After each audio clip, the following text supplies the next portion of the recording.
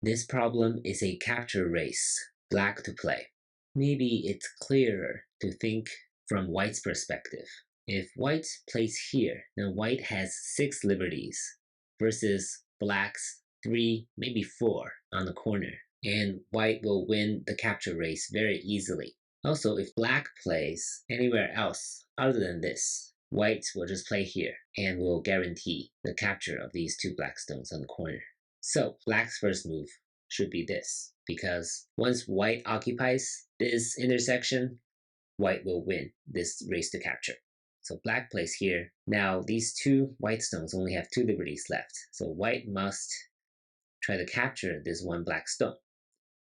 But white will fail because black can Atari, white captures, and now these 3 white stones have 3 liberties left. So black will just play here. If white plays from the outside, then black will be able to win, like this. If white plays from the inside, then white is still short, because now, after this, white only has 2 more liberties. If white plays this, be careful, you still have to play this on the outside, because black still cannot come in. Black 9 plays on the outside, and now this is 3 versus 2, and black will win this race to capture. So the main takeaway here really is to think from your opponent's perspective. Here it's pretty clear that if white occupies this point, white will have more liberties than black.